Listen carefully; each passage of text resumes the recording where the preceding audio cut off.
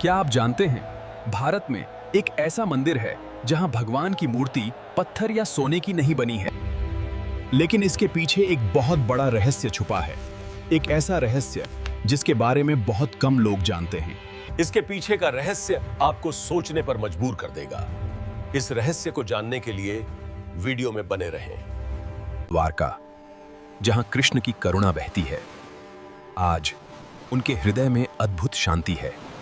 कृष्ण ने देह छोड़ी नहीं, बल्कि अपने धाम को लौटे। सुभद्रा घर में रोते हुए बोलती है, हे कृष्ण, तुम मुझे क्यों छोड़ गए? यह सिंहासन तुम्हारे बिना सूना है। कृष्ण के बिना बलराम का हृदय टूट चुका था। वे मौन बैठे थे, मानो उनका अपना संसार ही छिन गया हो। कृष्णा चले गए। उस रात राजा इंद्रद्युम्न को एक अद्भुत स्वप्न आया। भगवान विष्णु स्वयं प्रकट हुए और उन्होंने आदेश दिया, नीलांचल जाओ, मेरा स्वरूप तुम्हें वहां मिलेगा। जय श्री कृष्ण। हे प्रभु, हमें दर्शन दीजिए।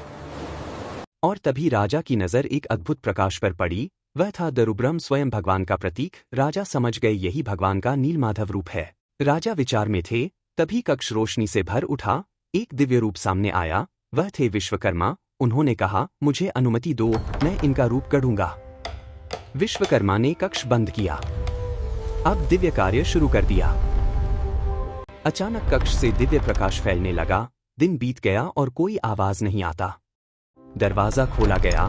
सब देखकर हैरान रह गए। चैम्बर के अंदर 3 दिव्य रूप अधूरे खड़े थे। अधूरे होने पर भी ये मूर्तियां जीवित लग रही थीं। और तभी विश्वकर्मा शांत भाव से मुस्कुराए और एक पल में वे अंतर्धान हो गए। महाराज का हृदय टूट गया था। उन्होंने सोचा, क्या मुझसे कोई भूल हो गई? उनकी आत्मा पश्चाताप से भर गई।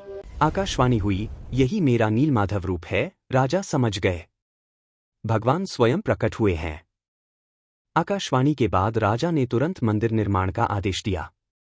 दिन रात काम चला और धीरे धीरे दुनिया का सबसे पवित्र मंदिर आकार लेने लगा।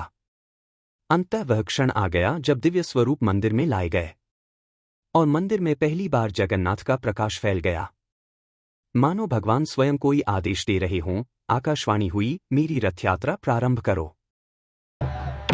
ईश्वर की आज्ञा के बाद रथों का निर्माण शुरू हुआ। हर वार, हर नक्काशी भक्ति से भरी थी। वह दिन आ गया जब रथ यात्रा शुरू होने वाली थी।